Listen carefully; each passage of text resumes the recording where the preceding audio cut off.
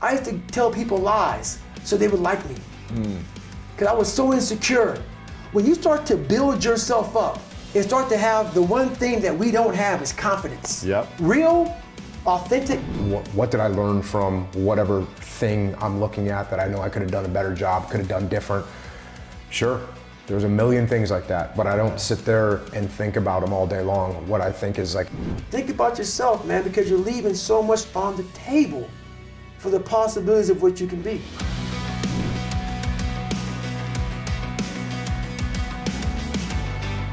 Your learning disability with your dad beating you, screaming at you, emotionally challenging your mind, with the racism you dealt with the different struggles you felt, with bullies. What was the hardest obstacle to overcome from up until about 15, 16? The hardest obstacle was myself. I started realizing more and more and more that all these people were gone. What was haunting me was me. I can't control my dad. I can't control the people calling me nigger. I can't control all these things, but they were things that kept me down. It started becoming my reality. My reality was what they made it out to be. And I became the most important conversation you'll ever have with your life, in your life, is when you have yourself. And my conversation was absolutely horrifying. What were you saying to yourself? I'm dumb, I'm nobody. My dad was great in mental warfare. A drunk, insecure man will make everybody around him feel like hell. Yeah. Because he wants to give you no power. And that's why he was so mean to my mom and myself and my brother, because he didn't want anybody to get above him. He wanted to keep you down low. So when you're growing up with all of this stuff, all this hate, and it wasn't the beatings. I could take the beatings all day. It was the mental torture. So when, at a young age, your parents put a dialogue in you of confidence or you're nobody. So that voice in my head was, I'm a loser. And then it was confirmed when I got in school, and in 3rd grade, I was falling behind. They want to put me in a special school. Yeah. With kids who can't learn. Right. Then it was confirmed what my dad was saying. So that confirmed it. Then I started cheating. So I started realizing, you know what? I'm taking the easy way out again. Yeah. And it started snowballing from there. Now the kids are calling me nigger. But it wasn't all the kids. So what happens is you start to get this picture that everybody hates you, because your reality becomes so big that you can't see the clear picture. It might have been 3 or 4 kids. That's it. Doing it over and over. Right, but it was the whole town. Yeah. Everybody hated me. So the world hates me. That's right. Yeah. And that's when it became toxic. And that is where I became my worst enemy. Wow. So those are the conversations. Those are the conversations. When did you start to realize that those conversations weren't supporting your life? So my mom was getting ready to get married, and this guy came into our lives. His name was Wilmeth. He came into our lives, and like I always say, whenever my life's getting better, God will put another challenge in front of me. He gets murdered. Oh, man. And we moved back to Brazil. So we moved from this town, this small town in Brazil, and we moved to Indianapolis, Indiana. A lot more blacks, a lot more different colors. Yeah. Weren't you living in New York at some point, too? I was born in Buffalo, New York. Yeah, that's right. Okay. And I went from Buffalo to Indiana, and then from Indiana to Indianapolis, Indiana. Indianapolis, Indiana, he got murdered when I was in Indianapolis. We went back to Brazil. When we went back to Brazil, this is when the racism started. Really? Because now I'm 16. So when I was first in Brazil, I was 8 and 9. Wow. Kids don't care. Yeah. You're just a kid. I look different, but kids don't care. Yeah. Kids don't know. But when I moved and I came back, I'm no longer a kid. So all the kids I grew up with, I'm now different. I'm different. So there's about 5 black kids in my school. And the reality came when I came out one day and on my car was spray painted, "Nigger, we're gonna kill you." Oh my gosh. In Brazil? In Brazil. In Portuguese? No, my fault. Brazil, Indiana. Oh gosh. Yeah, my fault. Brazil, Indiana. I was like, oh, you went to Brazil. No. I was like, no, Brazil, Indiana. Brazil, Indiana. Yes, From Brazil, Indianapolis Indiana. to Brazil, Indiana. Got it. So I was in Brazil, Indiana, And about 10 minutes from Brazil, Indiana, is a small town called Center Point, Indiana. And Center Point, Indiana, was at that time a huge hub of the KKK. Wow. In 1995, the Klan marched on the 4th of July parade. And I don't know if the pictures, I don't know if any pictures are in there, but if not, there's a picture in the book in 1995, 10 minutes from my house, of crosses being burnt. 10 minutes from your house? 10 minutes from my house. Wow. So when you have all this negativity growing up, and now you're cheating and you're doing this, and your dad beats you, and you know your mom's fiance gets murdered, and tragedy after tragedy after tragedy, and then you come to this, and your mom's working 3 jobs. You know, she's not home at all. She never saw one report card of mine. She didn't know how bad off I was in school. She was hustling, trying to make money, and I was the man of the house, lying, sneaking around, not going to school, cheating, everything I could. Yeah. And so I walked out of school one day and saw this nigger, we're gonna kill you on my car. And I went in to get the principal. There's several incidents like this that happen. I went to get the principal, and the principal, he didn't have anything, he couldn't give me any advice.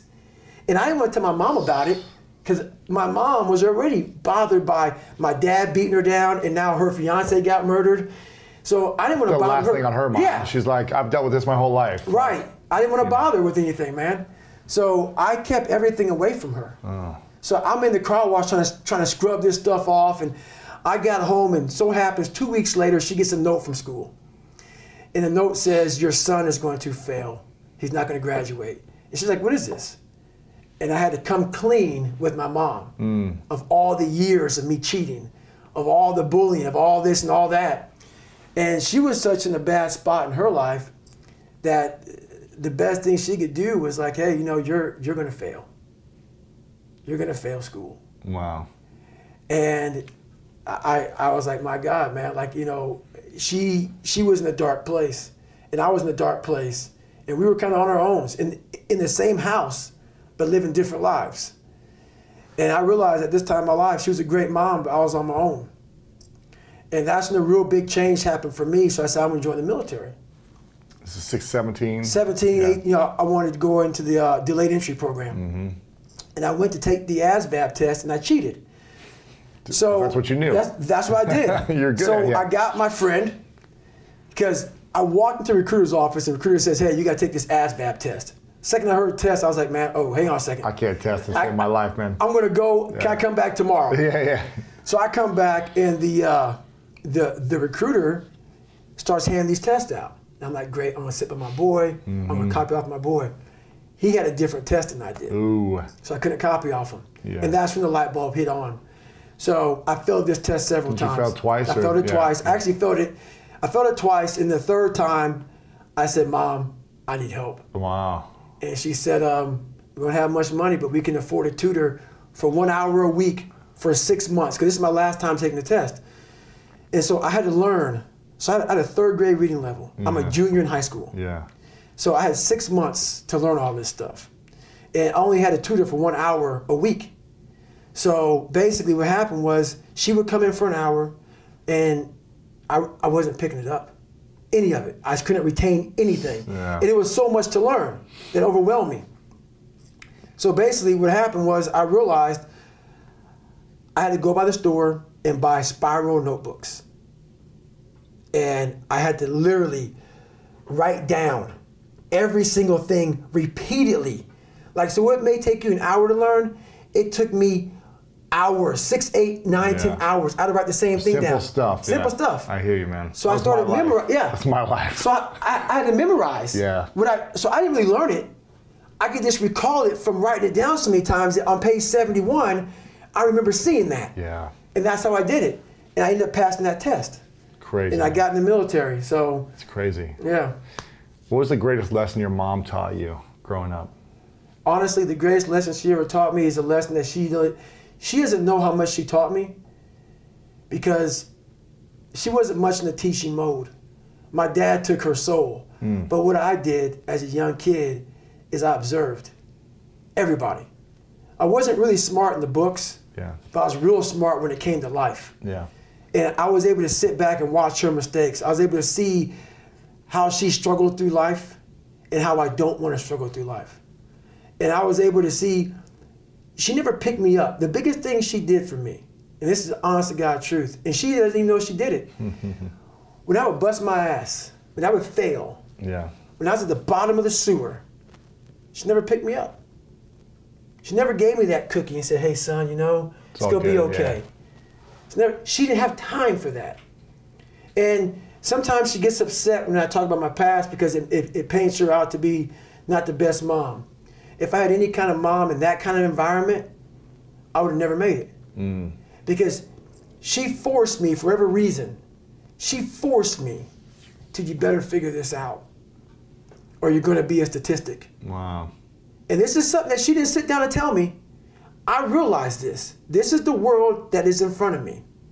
And what most people do is they see this world and they look at it as an excuse to get out of it. Yeah.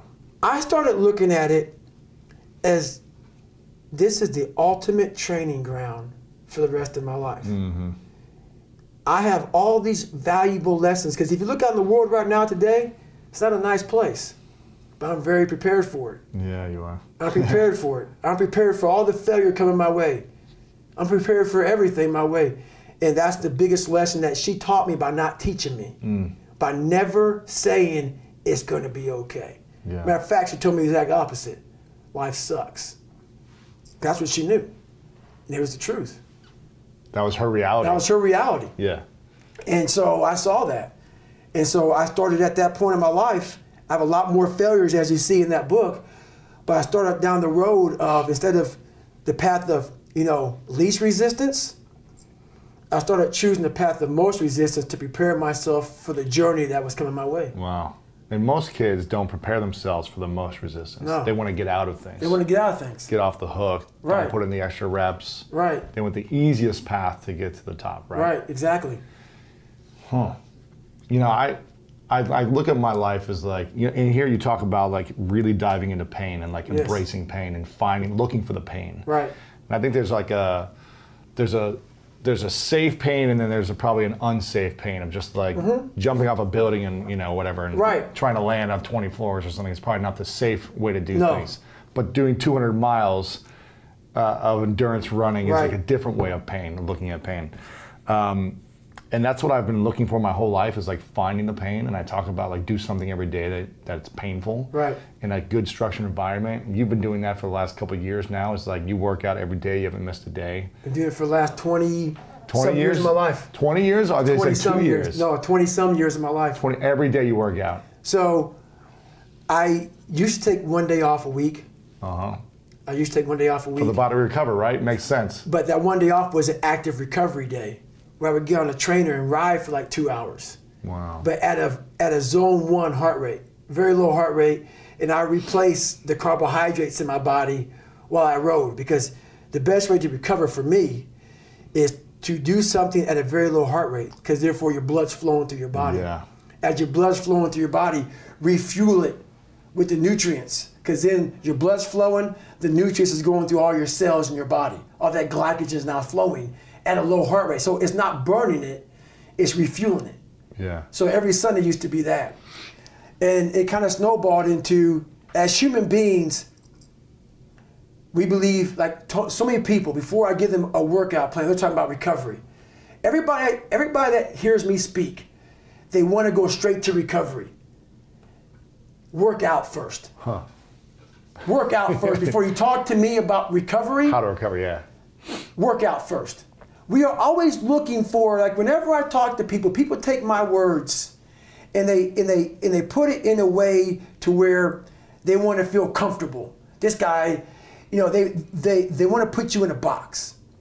They want to put a title on you. No, you're putting a title on me to make yourself feel better about yourself. If you read this book of mine and you see where I came from, this person was not built. This person was not made by God. This person was built. I made this person. I made this person by diving into the insecurities that life gave me.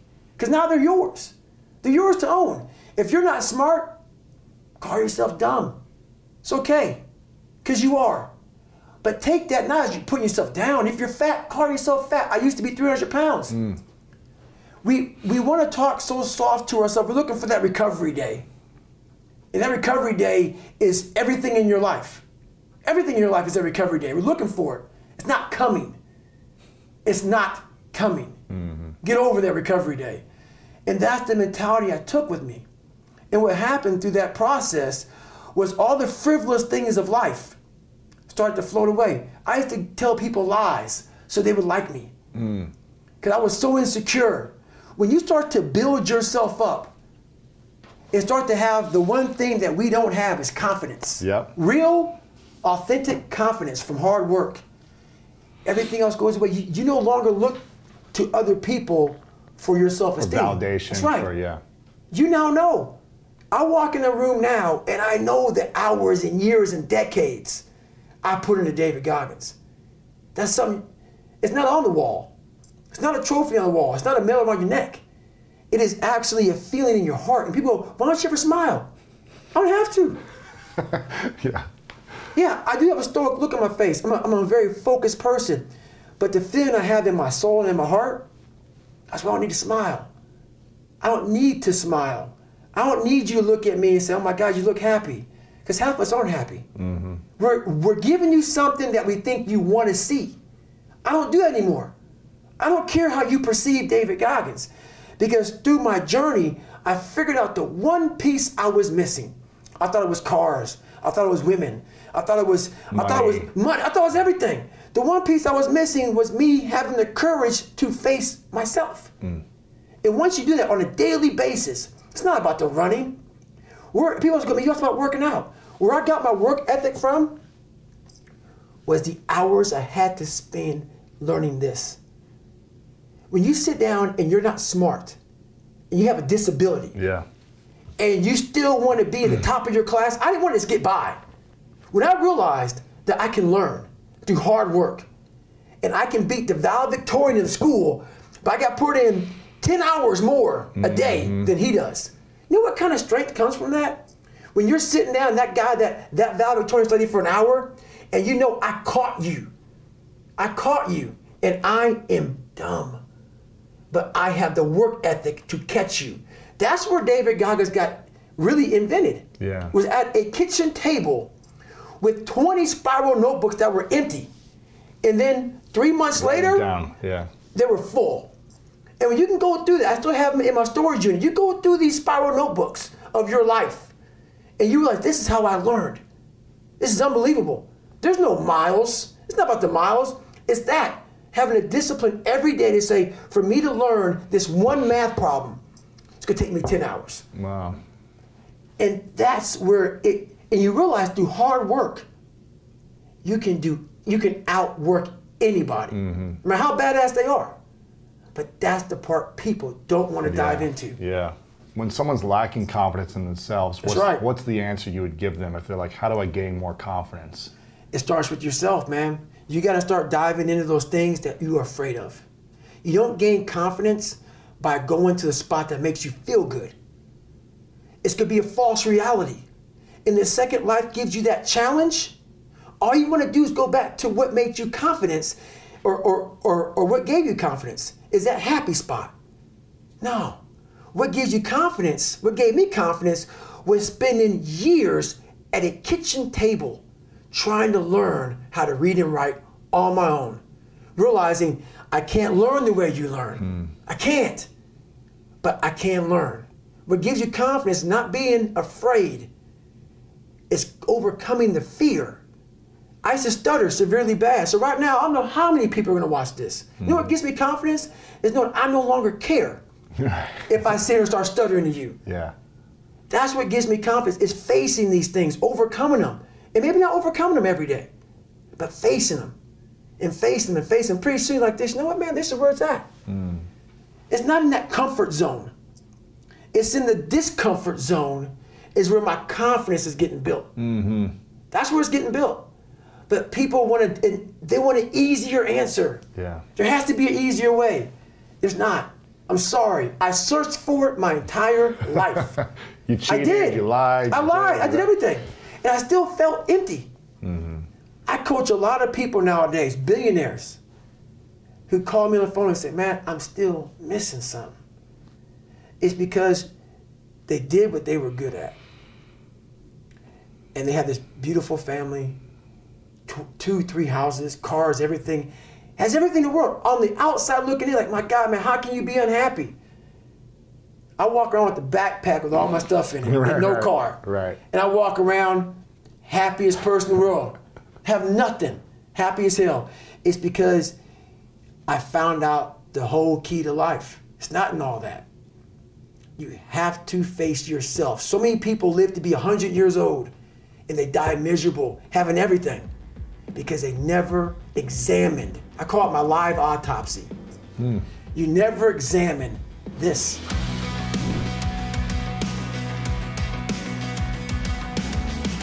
What did you learn when you took on that leadership role? Because I'm assuming you weren't leading teams your first 2 years as a Navy SEAL, but then the more you were in the program, you were then leading groups of guys for many years, right? Yeah.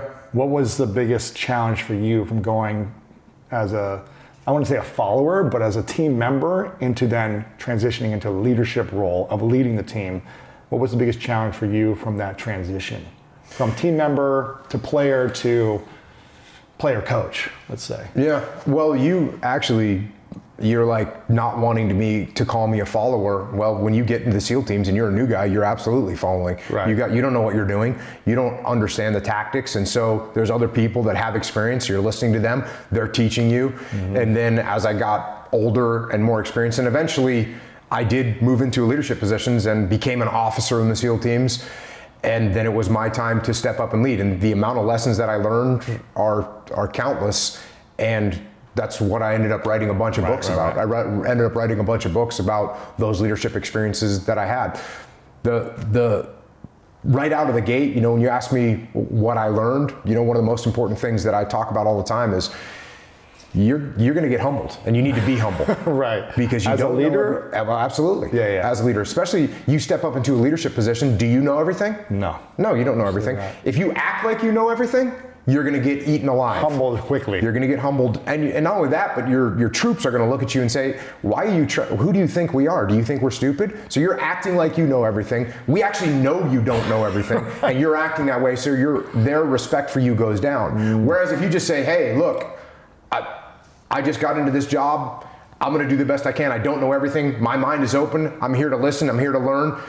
And if you guys can help me out, I'd appreciate it." Well, everyone sees you as a humble person that's ready to listen and ready to learn, and their respect for you actually goes up. So I'm not saying you can walk in and say, "Hey, I don't know anything. I'm ignorant. I haven't done any preparation. Right. I haven't studied anything. I don't know anything about my job." But you can only learn so much from books and from various documents, right? Mm-hmm. Eventually you got to start doing it.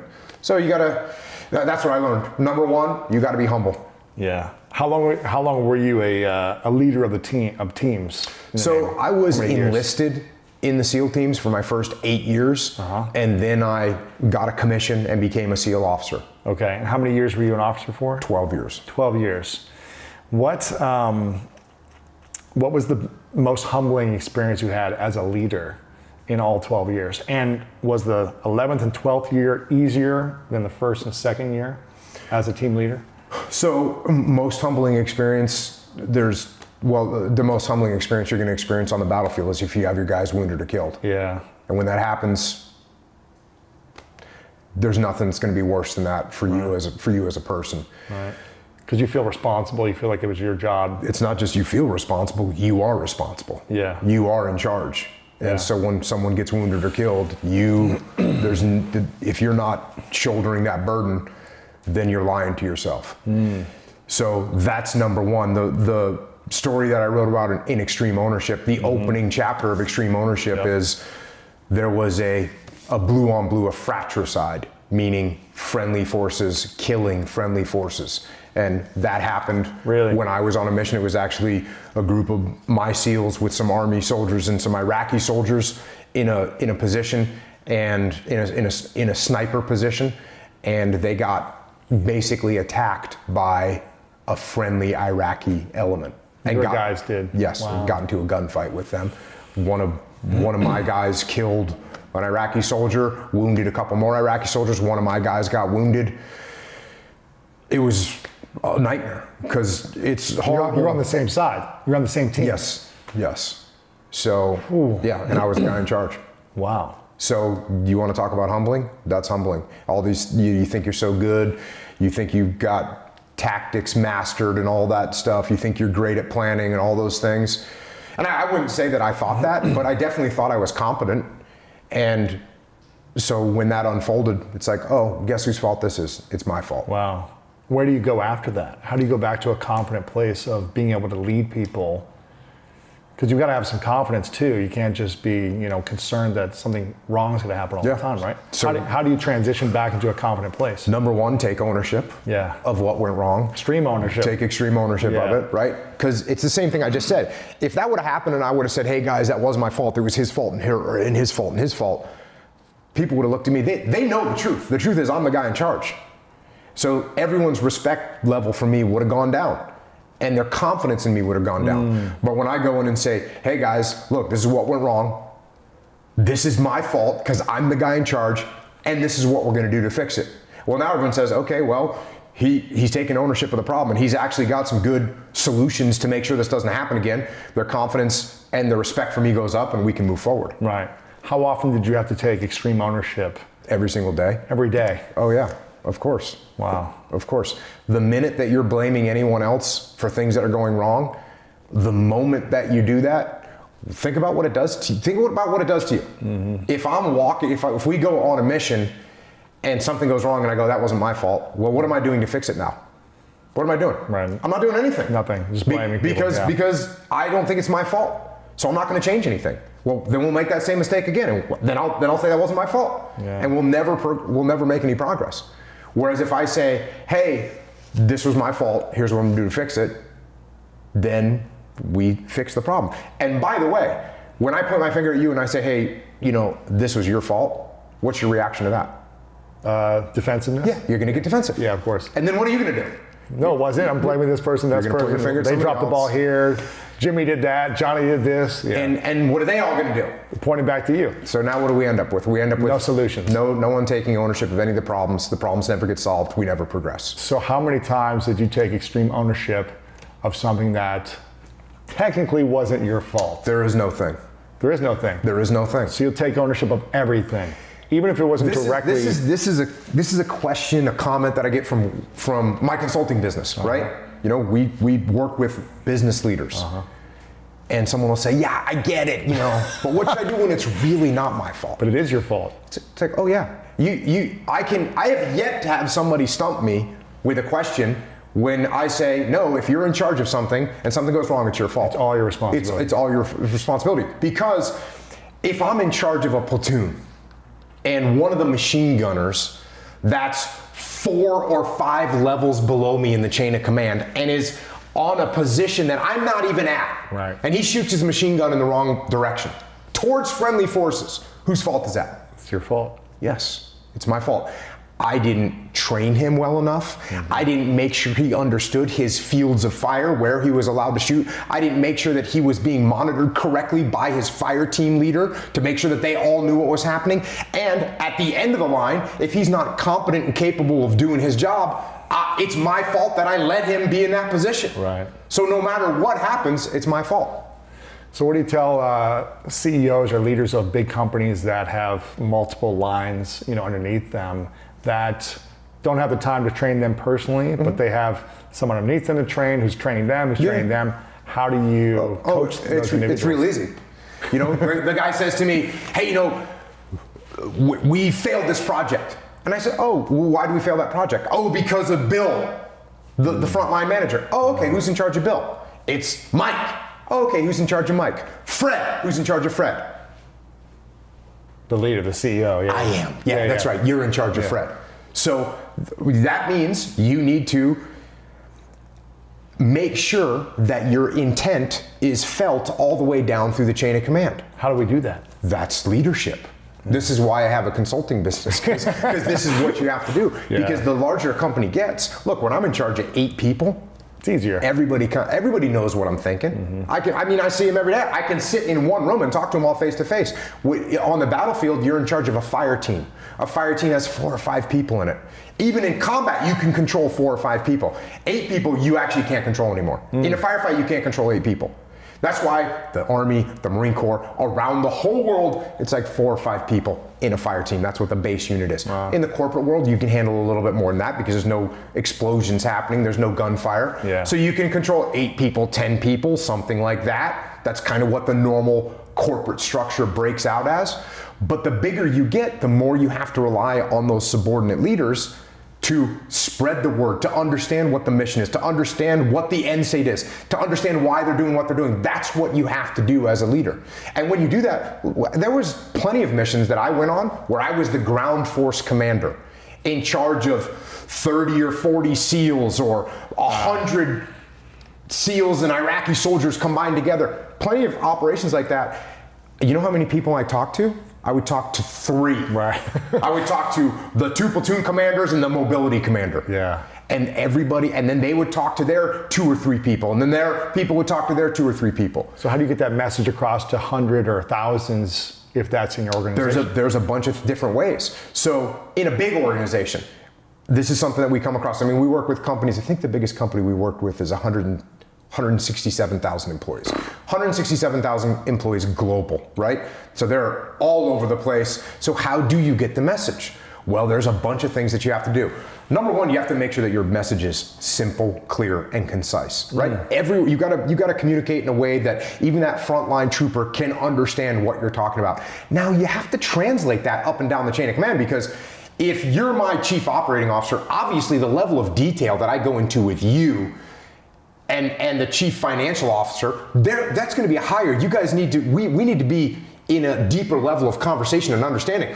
But I need to make sure that you know how to translate that down to your next level. And then that person knows how to translate it down to their next level and all the way through the chain of command. There's companies where I'll go into the CEO and we'll be talking, I'll say, so how well does everyone understand what your mission is here? And he'll say, oh, absolutely. I'll go to a frontline person and say, what's the mission of this company? No clue. They have no idea.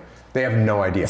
And this can be a real problem. Yeah, this can be a real, huge. I mean, obviously this can be a real problem, but it becomes a real problem when if you're a frontline troop and you don't understand what the mission is, you can make bad decisions on the front line. So there are certain companies at certain stages where the most important thing they can do is be cost effective. Save money, right? And that's if a frontline troop needs to make a decision about, hey, should I redo this thing right now, which is going to cost us a little bit more money, or should I just let it go with a little bit lower standard? Well, if what you're focused on is saving money, that guy says, oh, okay, you know what? I'm going to let this go even though the standard is a little bit lower. That's a decision that can get made. But what if your focus right now, maybe you got some bad reviews from consumers, and so your focus is to make quality perfect, even if you have to expend a little bit more money.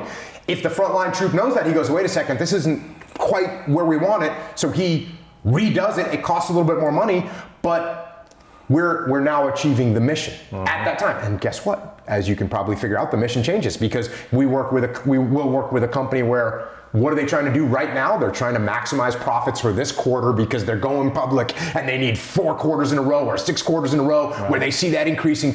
So, okay, guess what kind of decisions they're making? Now, can you go too far with that? Absolutely. Yeah. And now you get the frontline troop that goes, hey, I don't care. I'll put out as many as I possibly can. It's going to be dirt cheap and I save the company a bunch of money. But now we end up with bad quality out there and we will get a bad reputation and that'll hurt us strategically. Right. So how do you get that message out there? You have to, number one, make sure it's simple. And then you communicate it. What's a simple message for I guess it depends on the company, but. It depends on the company. Yeah. But should a simple message be like one sentence, you mean? Or should it be simple to understand? Simple to understand. Yeah. The more, and what we'll do with companies is we'll do a drill, we'll work on their mission. It's kind of their mission statement, but then also their mantra, or maybe a couple mantras where, in this case, hey, it's quality over quantity. Right. And now a frontline person's making decisions based on that, right? And so there's a couple mantras, 2-3 mantras that the people can refer back to that helps them guide their decision-making process. And then on top of that, they have like a little bit more detailed mission statement where they can say, wait a second, I know the mantra says this, but it also says we're supposed to take care of our customers. Yeah. And if I let this go, then my customers won't be taken care of. I need to adjust a little bit. Right. What would you say is your mission and the mantras you use for your business brand? So I have a bunch of different businesses. You know, for Echelon Front, our consulting business, our mission is to be the premier organization for leadership consultancy in the world. That's what we're trying to do. And we're doing great at it. You know, we're doing great at it. How do we do that? What are the mantras? Well, number one, like we just said, what do we want to do? We want to make our clients and customers happy. How do we do that? We provide them great service, and we actually improve their game. We actually can look at their metrics and say, hey, look, we're glad you brought us on board. Here's what we said we were going to do, and here's how it works. So that's, and one of the other things that we say is, look, we don't want to be a permanent crutch that people have to rely on. So a lot of consultancies, they want to go in and hook into a company for an extended period of time, and we don't want to do that. We want to work with you for 6 months, 12 months, 18 months, depending on the size of the company. And let you go, We do have some companies that are growing rapidly, and so what we do is as they acquire new companies or as they bring in lots of new people, we're there to help train them and kind of onboard them. So that has turned into some longer term contracts, but that's one of the mantras is we don't want to be embedded with you forever. If we're with you for too long, we failed. Yeah. Okay. So those are the kind of things we do. And what about your personal mission with the content you do and all the books? Is there a mission there that you have as well? I'm trying to take the lessons that I was lucky enough to learn and get them to as many people as I can so they don't have to suffer through the same mistakes that I made. Yeah. What would you say is your biggest insecurity? Do you have any insecurities? My biggest insecurity? Because from the outside looking in, you feel like it seems like you have no fear. You're extremely successful in business. Everything you put out is really successful. You've been through 20 years of training and combat. You've seen the worst in the world. You've seen the best. And it doesn't seem like you have many insecurities. So I'm curious if you face any today after all the lessons you've gone through. Yeah, I mean, I would say like anybody else, I don't want to fail at things. Yeah. And for me, like I said, if there's people out there that could use the lessons that I've learned and I haven't gotten it to them, to me, that's a failure. Yeah. So that's the kind of thing that keeps me awake at night. The other thing from that perspective is, you know, you say, you know, you've seen a lot, you've been through a lot, and I've been through a decent amount. There's many people that have been through infinitely worse than me.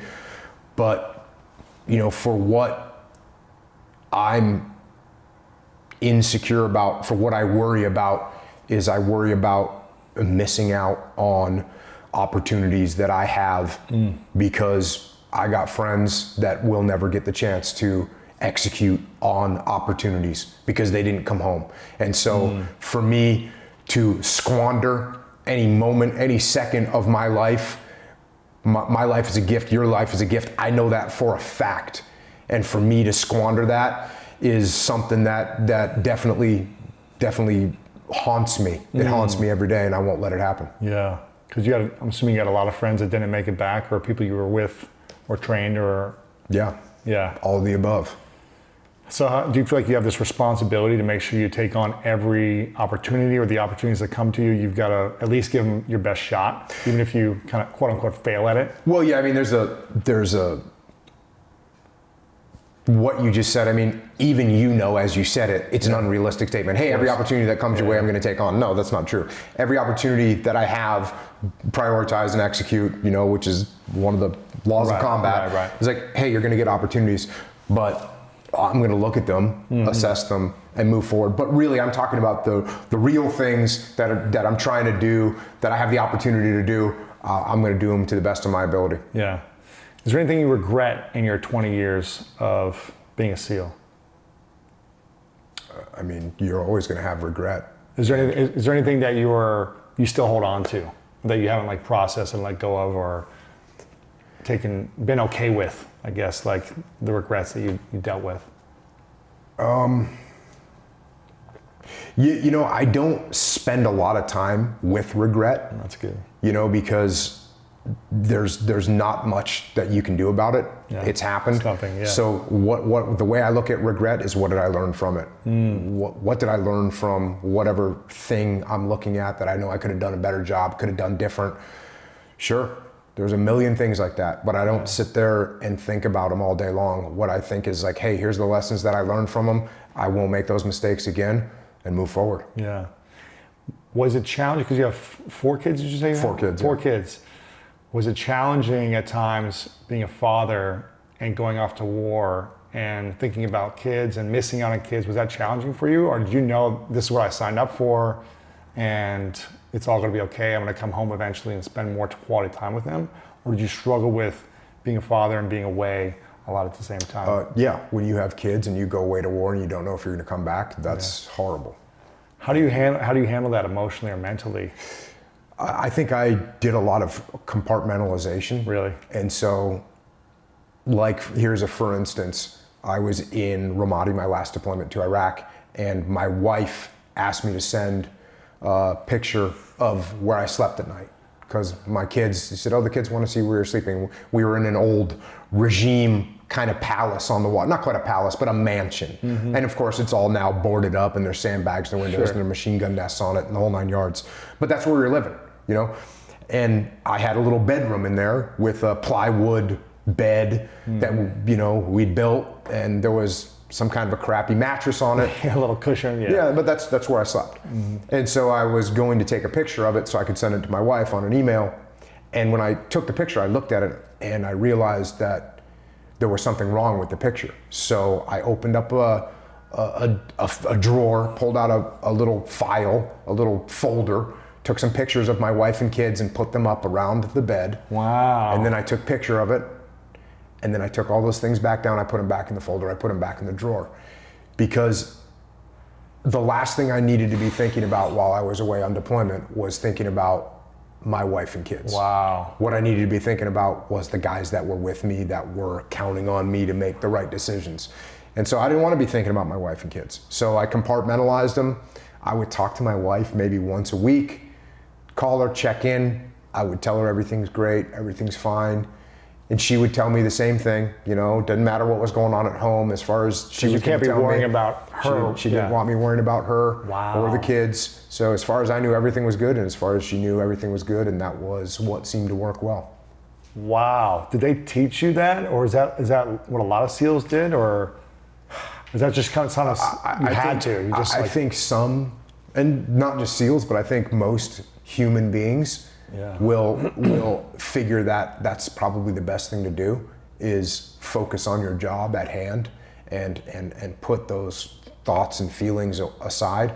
But I'll tell you what, you know, you talked about being scared, and I said, you know, for me being scared of one of my guys getting hurt, the last thing in the world I wanted to be thinking about while I was on deployment was my wife and kids at home, and would I ever see them again, and any of that. I'm not thinking about that. That's not happening. Because then you're making the wrong moves. Yeah, because then what you're doing is you're hesitating, and if you're hesitating, that's when you get hurt. You're going to get hurt. You're going to get killed.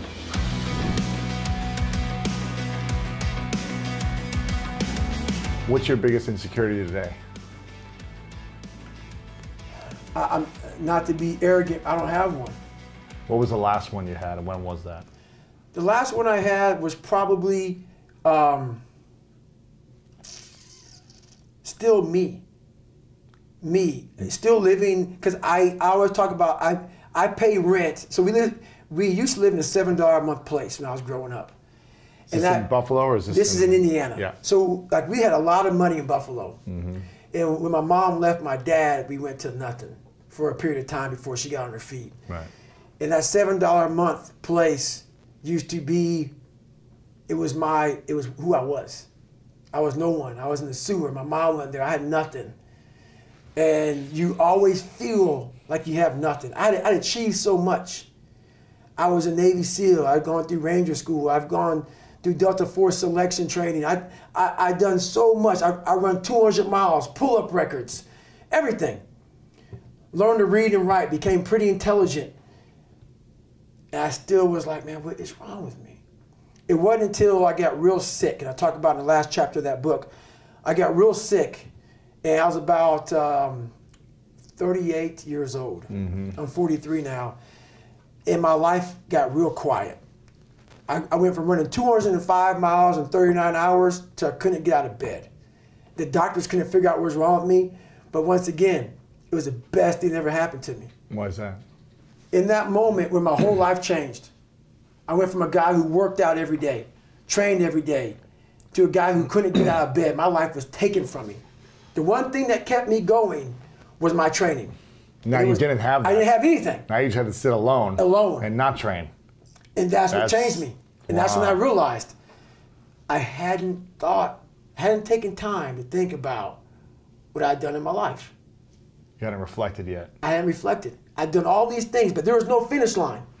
I still believe that, but you must have time to reflect. Yeah. I was just going. I finished a race of life, and I wouldn't even receive my medal. I'd go on. You're like, on to the next. I get in the car and I go. You wouldn't even take the medal. Gone. Don't care about it. I'm not going to waste an hour sitting around for this ceremony. Most people sit around, and that's what they like.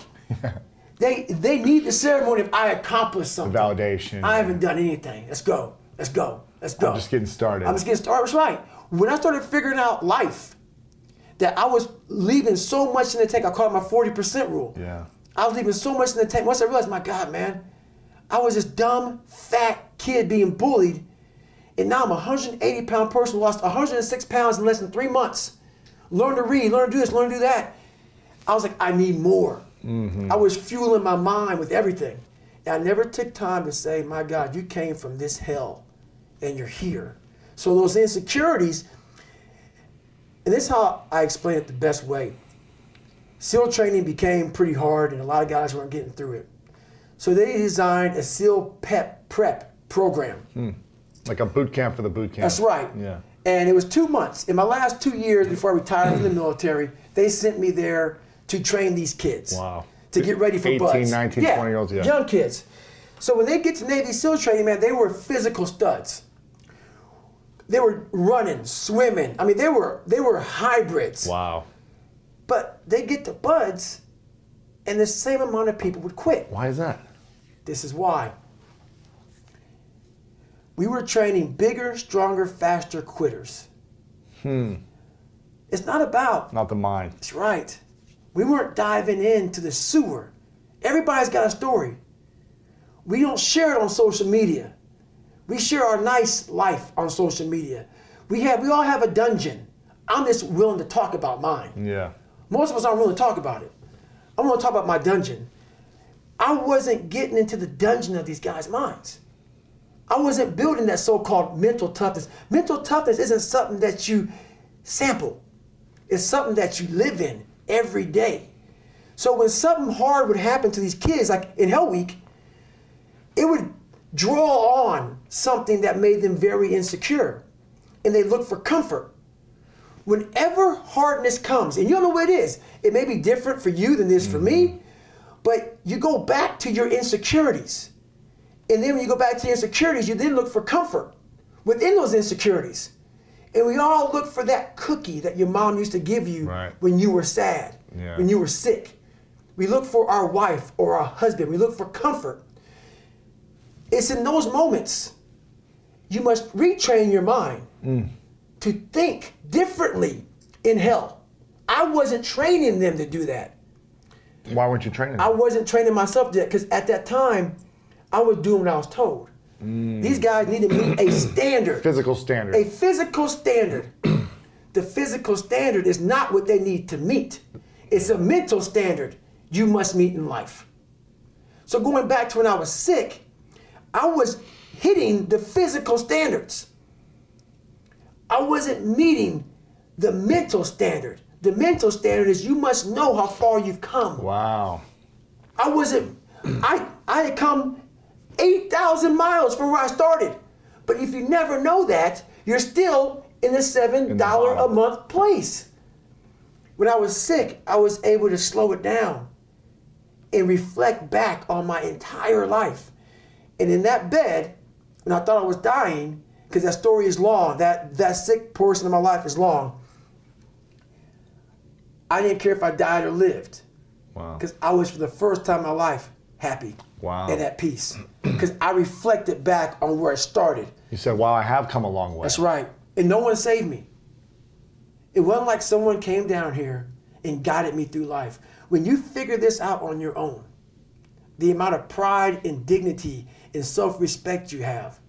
That's why I walk around the streets with a backpack and just like, I don't need anything else. Yeah.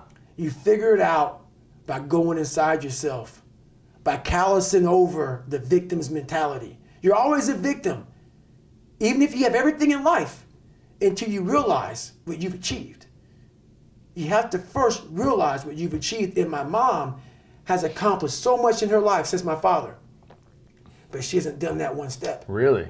She doesn't acknowledge it and reflect She back? continues to go back to the dungeon of her past life. And live in that space. And live in that space versus living the space that she's in now and reflecting back on, my God, this is what I've done with my life. So. Have you talked to her about this? We talk about it all the time, and you have to be willing to go there. You have to be willing to really go there. Not surface. I don't live on the surface of anything. Yeah. Surface is what got me where I was at. It got me from 175 pounds to 300 pounds. Telling everybody I'm good. I don't give a damn. I'm good. No, they're hollow words. A lot of us speak in hollow words. I used to speak in hollow words. I don't do it anymore. Everything that comes out of my mouth has substance. It's real. And we all have these feelings in our bodies, in our minds, in our souls. I act on mine. A lot of us who are afraid of something, we allow our minds to choose the path of least resistance, so we go a different route. When I'm afraid of something, it's telling me you must conquer do this that. thing. You must do that. Yeah. You have to go that way. And most of us don't understand that mentality. We go left and we wonder why we haven't fulfilled something in our lives. It's because we continue to take the journey that is mapped out. And how I look at it is I talk in life like a lot of us in life want to take the 4-lane highway that has road maps and all this other stuff on it, man. It tells you where to go, gas stations. The next 10 miles up, you're going to see a McDonald's or Cracker Barrel. Yeah. It's the easy route. Very few of us want to go to the right side. That Cracker Barrel's that Midwest life. That's right. That's right. That's right. I'm from Ohio. It's all about it, man. It's Indiana, Cracker Barrel everywhere. Dude, that's amazing. Bringing back memories. This is powerful because I've been telling people this. I've been living that way unknowingly my whole life of like whatever the thing is I'm afraid of. When I was in high school, I started doing those things. Right. And it was just like, I'm sick and tired of feeling afraid. Right. So I need to do the things that scare me the most. That's right. You know, I've talked about this a lot on the podcast. Tiffany's heard me share these stories, but I was afraid to talk to girls when I was a teenager. I was afraid of dancing. I was afraid of like singing and playing music in front of people. I was afraid of all these different things. And so I said, I'm going to do this. I'm going to give myself a challenge every single day until the fear goes away. That's right. And I feel like that's what more of us should be doing. I'm hearing that that's what how you live your life. That's all it is, man. And it helps me feel so much more confident. When you overcome that fear of saying this doesn't have control over me anymore, That's right. it's like you can be at such more peace It's 100%. in your life. Most of, like for instance, I never thought in my wildest dreams I could be a Navy SEAL. It's until you open your mind, open-mindedness creates that. We all shut down our mind. Like for instance, when I broke the pull-up record, everybody around me who heard the pull-up record was 4,020 pull-ups. That's the first thing they did. Oh my God. 4,000 in 24 hours, or was this? It's 4,020 pull-ups in a 24-hour period. Yeah. The first thing I did versus closing my mind to like, oh my God, that's crazy. I went and got a pen And say, how many is that every minute? Exactly. Every hour, every second. Instead of taking life and making it out to be this grandiose thing, start breaking it down. Start breaking it down. And most of us, we live in a box.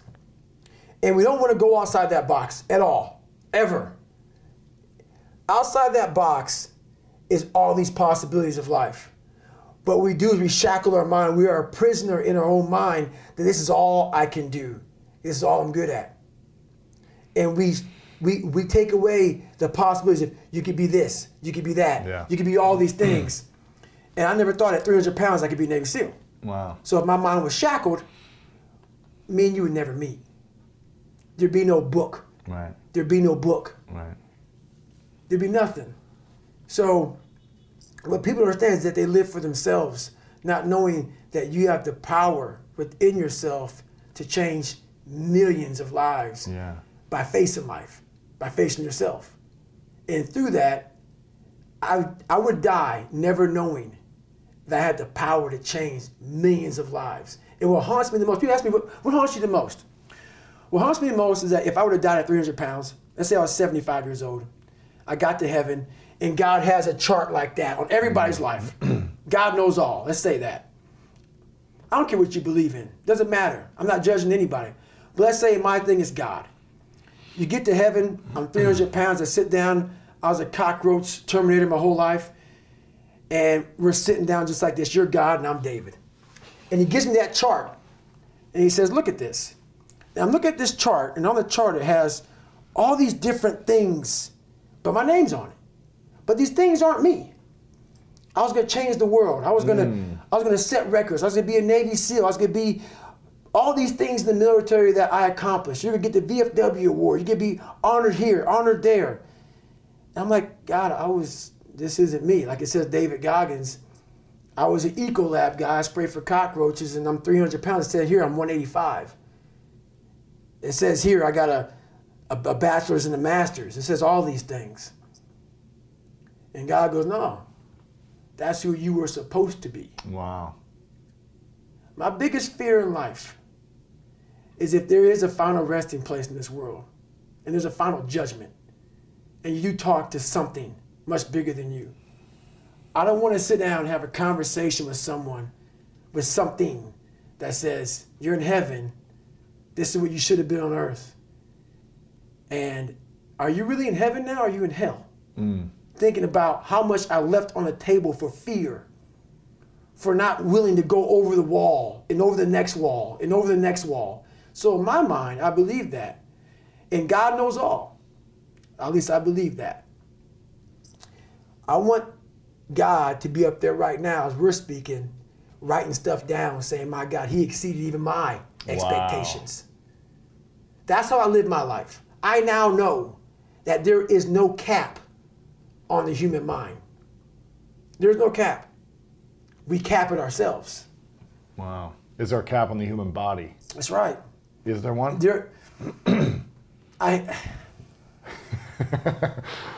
I don't believe so. Because one thing I found out was for several years I gave myself a way out.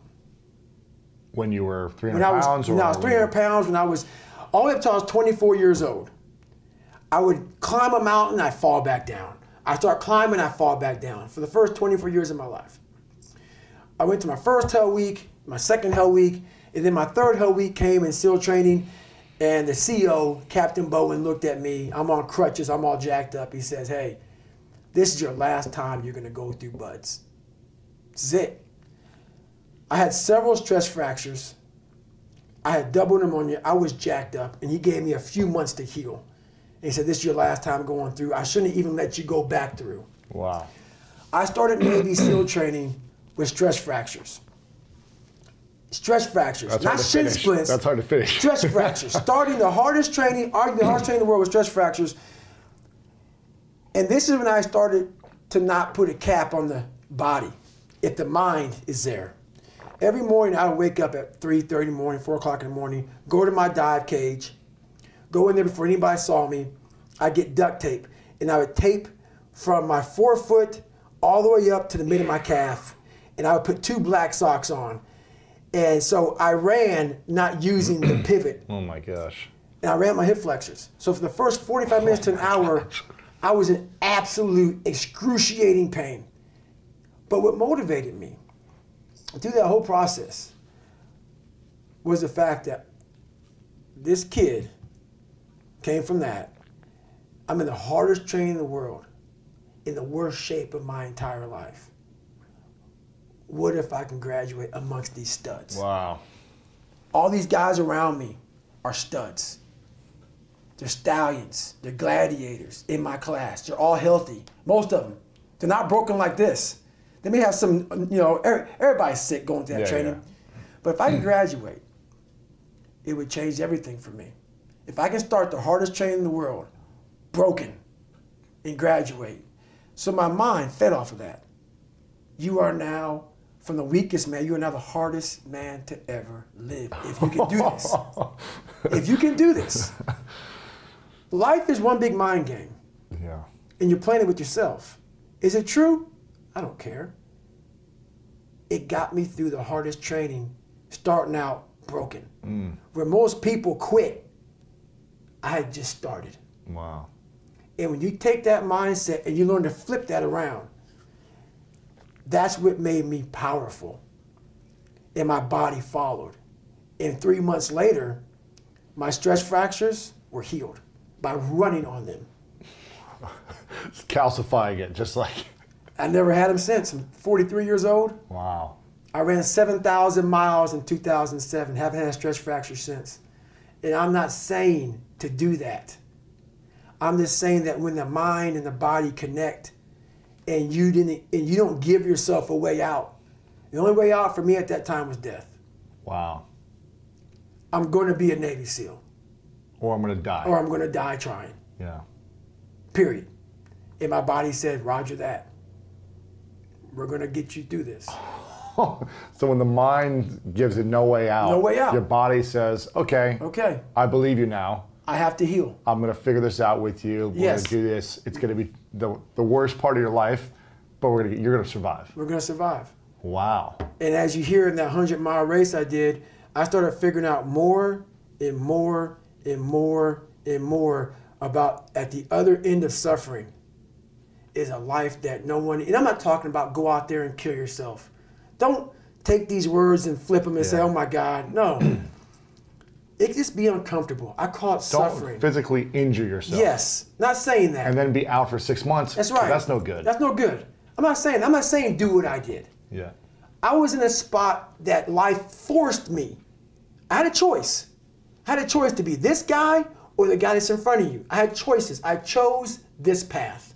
And you're still choosing it. And I'm still choosing it. You can go back to that guy at any moment. Because I found out something with those stress fractures. I found out something through facing all these things. I found out a whole nother world, which is why I walk around with all my stuff in a black backpack. Wow. I found out a whole nother way.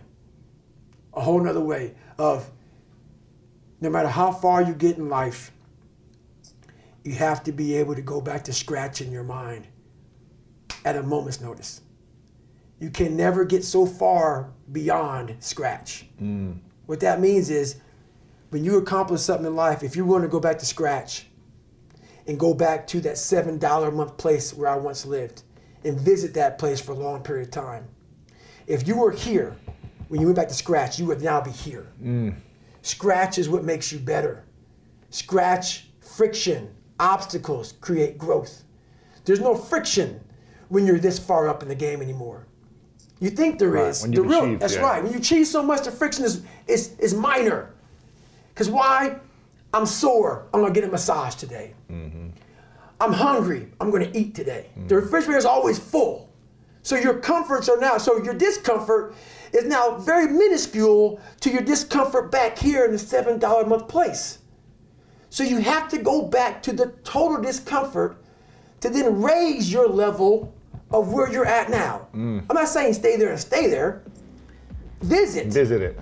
And then you raise your level. Take a day trip. That's right. Yeah. Always take day trips. Yeah.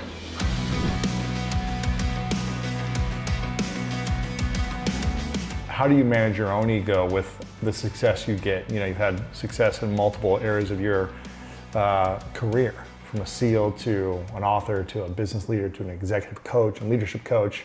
How do you manage it when you are training CEOs from companies that have 100,000 plus employees and you're number one on the list and top podcasts? How do you manage it daily? Because I've seen over and over again through my own experiences, through the books that I cover on my podcast, the books I've read in my life, if you want to open yourself up for a massive downfall, just let your ego get out of control. Really? If you want to let that happen, yeah, let your ego get out of control. So every single day for me, it starts at ground zero.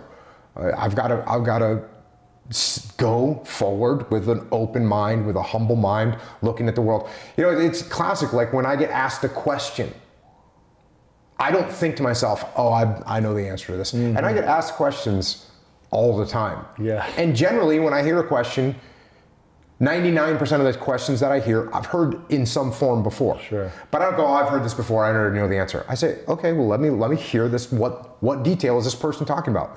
What angle is this person coming at it from? What can I learn from this question? How can I assess this question? So everything that I look at, I try and look at from a humble perspective. And if you don't do that, it's going to be a problem. I mean, even when you're asking me questions about God, right?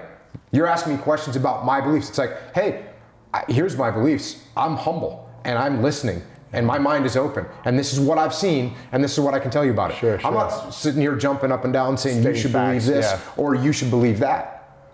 I'm saying you should stay humble. You should keep an open mind about what's going on in the world. I am. I think you should do the same thing. Wow. How do you so it's a mindset every morning you wake up with an open mind. Yeah, and I don't want to get in this whole like morning routine where I go and look in the mirror and say be humble. No, I don't do that. Like Right. I'm not that's not me. Right. But when you wake up, and I'm just saying the way I go about my business and my life is to say to myself, okay, well, I could be wrong about that. I could be wrong about this. Wow. I mean, even the book that I wrote, follow on to Extreme Ownership. The book is called The Dichotomy of Leadership. And what's interesting about this book, so the dichotomy of leadership is like, you can't be extreme in one direction or the other, right? You can't be, if you're in a leadership position, you can't talk all the time, right? Obviously, as a boss, you need to communicate, you need to talk to your people. But if you talk too much, guess what happens? People stop listening to you. You're putting out too much information. They don't know what's important and what's not. So that's bad. You can't go too far in that direction. The other direction is you can't not talk enough, and now no one knows what's going on, no one knows what's happening. So you have to be balanced, and that's the whole idea of the dichotomy of leadership. But probably the first dichotomy in leadership that I had to say to myself, you know what, there's another side to this, is I used to tell the young SEAL officers that you have to be aggressive. You got to be default aggressive. That's how you got to be. Because when something's going on, you got to be aggressive to get that problem solved. Right. And if you're not being aggressive, then you're hesitating, well, then you can get killed. Okay, so there you go. And that's what I used to tell guys. And as that's extreme. That's an extreme. Yes, that's the problem with it. Yeah. And so the question is, can you be too aggressive? Yes. Absolutely. You can, hey, there's a machine gun nest over there. Let's attack it. So you charge up the hill and everyone dies. Yeah. You've been too aggressive. So what you have to do is you have to be balanced. And that's probably, so even as I had these kind of mantras, like default aggressive, can you do too much of that? Yes, you can. So you end up with this, what do you end up with? Can you be too passive? Absolutely. Oh yeah, absolutely. Well, now we're not making any progress. Now we're getting crushed by the enemy because we didn't maneuver. Okay, so that's bad. So where do you want to be? You want to be balanced. Even the idea of extreme ownership. Can you take too much ownership? Yes. Yes, you can. Really? Yes, you can. But I thought you said you need to take ownership of everything. Two different things. Listen to this. Okay. If you're working for me and I say, okay, here's the mission that I want you to accomplish tonight. Here's the people I want you to take. Here's the weapons I want you to bring. Here's the vehicles I want you to bring. Here's the route I want you to use to get to the target. Here's the method I want you to use to secure the target. Here's the route I want you to do to get back. Yeah. So that's the plan. Now you take ownership and go execute. Now, can you really take ownership of that plan? If someone else gave you the whole thing? I mean, I gave you the whole thing, right? Is that your plan? No. No, It's your plan, yeah. It's my plan. So when you go in the field and now you come up against an obstacle and you're executing my plan, what's your attitude? Well, it's not my plan. It's his plan. And you're at an obstacle now and you're like, hey, Jocko didn't think of this. Right. So his plan's obstacle. horrible. Yeah. So now you just back away and you come back and you say, hey, we failed the mission because you didn't think of this. You didn't think of this option. Yeah. Right. So that's me taking too much ownership. So what I need to do is I say, hey, here's the plan, or here's the mission. How do you want to do it? And now if you're a good leader, you'll go get with your people and you'll say, oh, hey guys, here's the plan, or here's the mission that we have to accomplish. How do you guys want to do it? Now you all come up with a good plan, and you come back to me and you say, here's the plan. And I say, that looks pretty good, go execute. And now when you hit an obstacle in the field, what's your attitude? I need to adapt, I need to adjust. It's your plan, you'll make it We came win. up with this, Yes. So can you take too much ownership? The answer is yes, you can. So with just about every, you can name a trait, right? You can name a trait from a leadership perspective that you think is a positive trait, and you'll immediately see that if you go too far with it, it'll become bad. It'll become bad. So you have to be balanced. So even as I came up with the dichotomy of leadership, I had to be humble enough to say to myself, you know what, being aggressive is really, really good most of the time, but if you're too aggressive, that's not good. Yeah. So like you said earlier, you're constantly questioning everything. And to me, what that is, that's humility. That's you being humble enough to say, you know what, I really don't understand this that well. Yeah. And there's some things in my life that I don't get. Whereas as opposed to you walking around saying, I already got this figured out. Yeah. I already know what I'm doing. I already know where I'm going. I already know what God is specifically. I already know what's going to happen to me when I die. All those things. But instead you're questioning everything, which in my mind is a positive thing. Yeah, that's good to know. Is there anything that is missing in your life? You feel like something's missing? I know, I feel like I'm living a pretty good life right now. I mean, I'm totally blessed. I mean, I got a great family. I got great kids. I got a great company. I got working with great people. Yeah. No, you're healthy. Good. Yeah. Healthy. You know, I get to work out, train. I'm feeling good. Living the dream, man. Yeah, living the dream. So you never feel like there's something missing for you right now. If there is, you're working towards it. You're working on the next book. You're building the business. Yeah, well, there's a difference between something missing and am I satisfied? Yeah. Right? Because I'm not satisfied. I mean, I always want to go. Like I never get done with the end of the day and go, cool, mission accomplished. Like it's like job, yeah. Close. Yeah. Yeah. So you're not satisfied, but you feel like nothing's missing. Yeah. Yeah, I'd say that's a fair statement. What brings you the most joy in your life and makes you smile the most? Oh, I mean, my kids. My kids are cool. They're funny. my wife and kids. Yeah, my wife and kids are cool and funny, and we have a good time and lots of inside jokes and all that. Yeah. You know, and I train jiu-jitsu, and that's very fun. And surf, that's fun. Yeah. Play guitar, that's fun. How old are your kids again? Age? 20, 18, 16, and 10.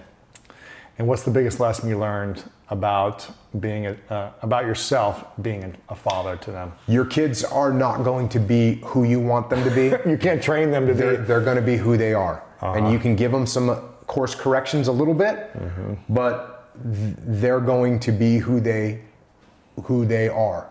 And the more you try and force them into what you want them to be, the harder they're going to push back and rebel. Wow. Yep. Did you learn that the hard way, or did you get? Yep. So you tried to train them in a certain way, or? Yeah, somewhat. And it's pretty obvious. Like from my perspective, I was having a similar conversation with a bunch of executives, and we went down the road because we're having dinner now, so we're done talking about work. But now everyone wants to ask me about parenting and everything else, and I said at the table, I'm like, hey, who here ended up doing exactly what their parents wanted them to do? And there's like one guy out of 10. Right? Because most people, your parents are wanting you to do this thing and you do something else. I mean, I joined the Navy when I was 18 years old. Like that probably wasn't even on the checklist of top 20 things that my parents wanted me to do. Right. Not even in the same ballpark, right? Yeah, they didn't want you to go to war. Yeah, they didn't want that. So here you go. Yeah, see ya. So the more you try and kind of pigeonhole your kids into being something that you want them to be, the worse off it's going to be. It's the same thing with leadership. It's the same thing with leadership. If I'm trying to force my plan down my team's throat, the more resistance I'm going to get from it. Whereas if I plant the seed and I allow that plan to grow with them, the better it's going to be received. Like when people ask me, how do you get people to buy in? Well, you allow them to come up with a plan yourself. What if in your mind you're like, you really know that plan's not that good? It depends on how bad it is. How bad is it? Or what's at stake? If you're working for me and you're going to meet with a client and you have a bad pitch that you're going to give them, and the client is some tiny client that I think is a low probability of us working with, and the contract doesn't really matter, I'd be like, hey, give it a shot. I might give you a couple adjustments. And give you some coaching on it, and then you go and you do your thing and you come back and you're like, oh no, we didn't land it. And I say, well, what do you think? Let's debrief. And now we talk about it. I said, you said this and you said that. Here's some other ways to go about it. I might even actually have you do it to me. So then I could sit there and take some notes and say, hey, here's some other things that might have worked. Now, if you were going to meet with a big client that really was going to add value to our company, I'm gonna either step in, I'm gonna step in and be like, okay, let's think about that. What's their reaction going to be?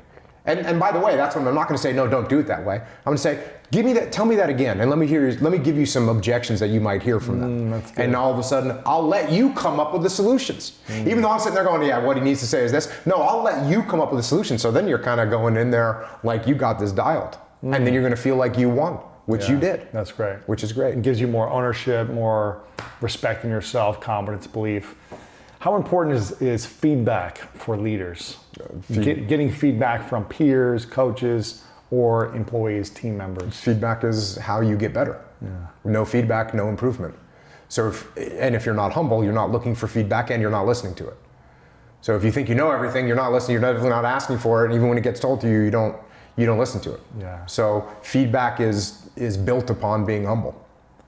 What would you say is in your way to getting to the next level? What feedback do you think you need to hear or receive from your team or people in order to reach the next goals that you have? I mean, the weird thing about me is, even though you might look at me and think, oh, who's going to tell this guy anything, right? The reality is, if anyone of my friends, my team, anyone that works for me up and down the chain of command, if they think I'm wrong, everyone will say, hey, I don't know if that's a good plan. So even, when I was a task unit commander, so I'm in charge, and I'm the head SEAL for this 40 SEALs. I'm the main guy. Yeah. Anyone in that chain of command, those guys would all come to me and say, hey, I don't know if this is a good way to do it. And you know what I'd say? Why not? What do you think? What are you thinking? How do you think we should do it? My mind is open. If my plan is bad, please tell me. They would know that. So my friends, my family, they'll tell me when I'm doing something wrong all day long. They're not intimidated or scared of you? No. That's good. No. So how does a leader cultivate that with his family, friends, team, in order to welcome the feedback of the information? Yeah, what you do is when somebody gives you feedback, you listen to it. Yeah. This is like, just the other day we have a leadership event that we do 2 or 3 times a year. But the thing that I was telling this group of people was, as a leader, you should be listening 98% of the time and talking 2% of the time. So every time you come to me and you say, hey, Jocko, I don't like this plan. I don't say, shut up and do it my way. No, I say, well, how would you want to do it? Yeah. Tell me what you don't like about it, and then tell me how you want to do it. So therefore, the next time you have an objection, you're like, the door's open, you know that I'm going to be open-minded and listen to you, and that's how you build it. Every time you shut someone down from speaking their mind, you actually are creating a negative environment where you're not going to get the feedback. And if there's no feedback, as we just said, you're not going to improve. What are 2 things that any leader could do to improve their leadership skills right off the bat? 2 things you can think of. And what are 2 things that wannabe leaders do that hold them back from being great leaders? So what are 2 things they could add to our skill sets? 2 things that you add. Number 1 is listen, which we just talked about, so that's fresh on my mind. Yeah. And you'd be surprised about how many leaders are thinking that because they're in a leadership position, they should be talking all the time. Wrong answer. Wrong answer. I'll sit through a meeting with a client or with one of my companies and I'll listen for 38 minutes. And at the end of those 38 minutes, I'll have already thought through every discussion that's been had. You want to argue with him and he's arguing with her. And guess what? I get to sit there and assess those arguments and see which one is the most important. Meanwhile, you're expending all your ammunition. She's expending all her ammunition. He's giving up everything he's got. I'm learning all their thought patterns. I'm learning the pros and cons of each one of their arguments. And I do that for 38 minutes. And in the 39th minute, I say, hey, here's what I think we should do. And guess what? Because I've done an accurate assessment and listened, I'm actually going to be able to make the best decision. Yeah. It wasn't because I was smarter. It wasn't because I had better tactical understanding. It's because I actually shut my mouth, listened to everyone spill their guts, learned everything that they knew, and did a good detached assessment of what the right thing to do was. So listen, and the other one is the word that I just used, which is detach, which is not getting emotional, not getting into the weeds about stuff that doesn't matter. If you can take a step back and look around, you're going to see infinitely more than you can when you're in the weeds, staring the firefight in the face, looking down the sights of your weapon, shooting. If you're doing that, you can't see anything else. Just think about that metaphor right there. Yeah. If I'm looking down the sights of my weapon and I'm shooting, My world is this big. The minute that I stop shooting, point my weapon at high port, take a step back and actually look around, I can see infinitely more. So apply that to this is the meeting that we just talked about, a 38-minute meeting. All this chaos is happening. Sure, I'm the boss. I could jump in there and start arguing and giving my opinion. But what am I really doing then? What I'm really doing then is I'm in the weeds and I'm not able to assess what is actually happening. So there you apply it there. To your personal life. If you and I are arguing, you're my friend and you did something and now we're starting to escalate an argument and I'm starting to get emotional, am I able to listen to you anymore? Am I able to logically figure out what's going on? If I'm talking to my wife and she did something that made me mad and now I'm starting to raise my voice, is that whole situation going in the right direction? No. No, it's not. It's not. So what I need to do is take a step back, detach, calm down, listen to what she's saying, and then try and assemble a logical thing to say back without saying, you need to calm down or you're too emotional. No. Because if you come to me and you're mad about something, you come to me, whether it's my wife or whether you're a business partner, you come to me and you say, the supply department didn't give me the stuff I needed. If I say, hey, calm down, right?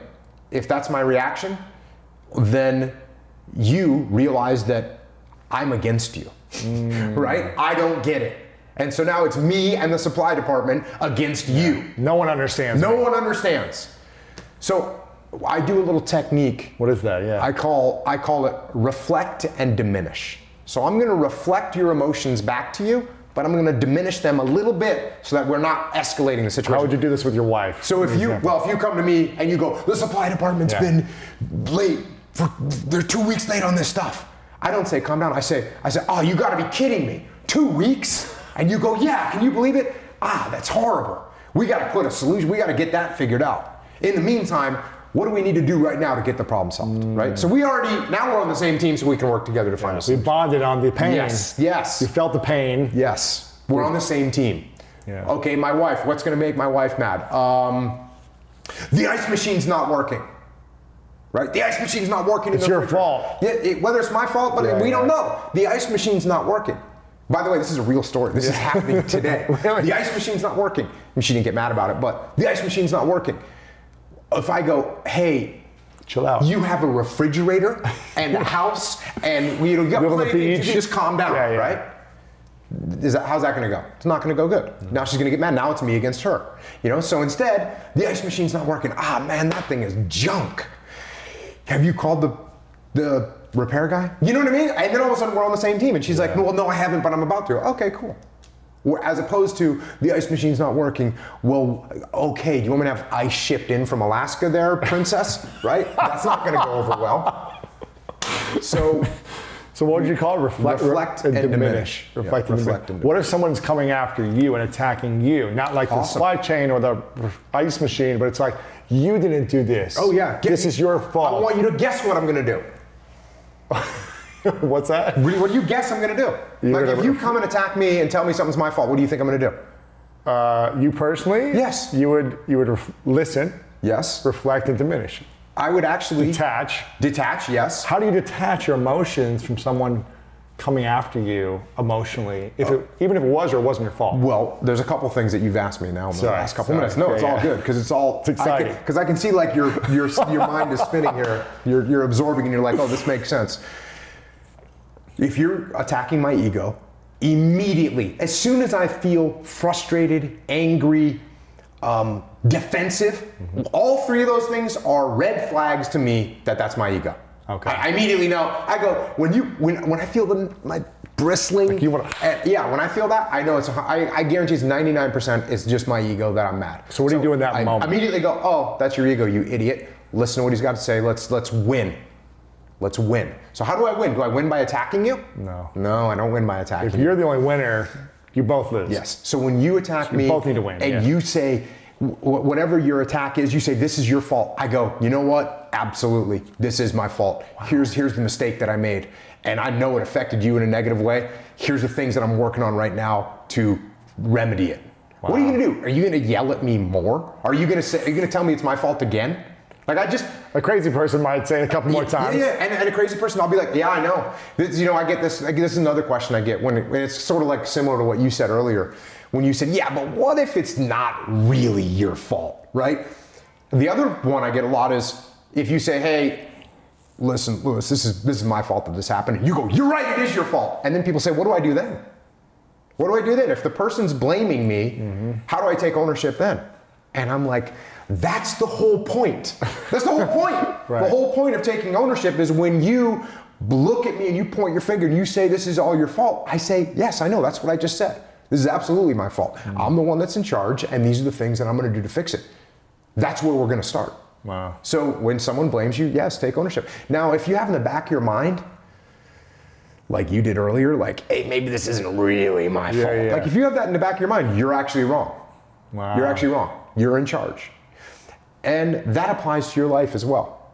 That applies to your life as well. How you got to take ownership of what's going on in your life. When you're not where you want to be and you say it's because the boss doesn't like you, or it's because the girl treated you this way, or the guy did this, like all those things, you got to take ownership of them. Yeah. And if you're blaming all these other external things, you're not going to make any changes.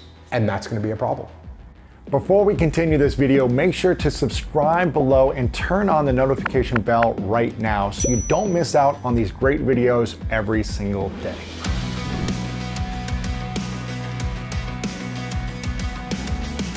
There's no growth outside of quiet. The world's too noisy. Your mind needs quiet for you to find who you are. People ask, what's my purpose? Why am I here? You're not gonna find it nowadays unless you lock yourself in a quiet room in your mind and find it. It's too noisy. For me, I could be in a busy street in New York City, horns honking, and I'm walking around with like nothing. It's me and myself in a quiet spot. And when you are constantly reflecting on who you are, where you've been, the journey you've gone through, the journey you can continue going through, the feeling's always there. You don't allow the world to pull you so fast that you forget. You don't allow yourself to pull you so fast that you forget. It's not about staying in that moment. It's about you want to get to the point where that feeling follows you like breathing. It becomes a part of your life, part of your DNA. But it's made. Like these calluses on my hands right now, they're made. Yeah. They are now on my brain. This is now a part of me. It's a daily process, a part of me. And how I go back to that $7 a month place all the time is now I go out and I dig fire line. I'm a wildland firefighter. I don't need to do it. I'm a 43-year-old man. I work with 27-year-old kids. Yeah. I'm a rookie. Every day I'm a rookie, it feels like. And why do you do it? That's why I do it, man. There's a story I'm gonna tell you about why I do it. So I have a good living now, for me, where I'm at in my life. I was out on a fire in Colorado, and we were digging fire line on this, like 50%, like it was like on the side of a daggone mountain. Yeah. And we're trying to keep the fire from moving, and we're digging this fire line 14 inches, or my fault, 18 inches wide, 3 miles long, 12 of us digging. And it is the hardest work. You make $12 an hour. Wow. Okay? Nothing. You set up your shop. Like when you're done digging, you just pretty much lay down, you go to sleep, and you get up and you dig some more. Really? This happens for 2 weeks long. What are you digging? It's like a hole. You're digging a line. So you're trying to get down to a mineral source. So you're trying to get down to the earth. So that if that fire is moving, it can't burn dirt. Really? So you're moving fuels. Got it. So not only are you digging, you're cutting down trees. It's hard work. But the moral of the story is I'm 43. Don't need to do it at all. This is why I do it. You're making money. Yeah. I'm making money. I have a good life. I don't need to do it. And everybody asks me why I do it. This is why. This 21-year-old kid was out there. And he wanted a pair of running shoes. So all he wanted was a pair of running shoes. 60, 70, 100 bucks, whatever. Easy for us. Yeah. Running shoes. But he looked up at the mountain that we had been on for days digging this fire line.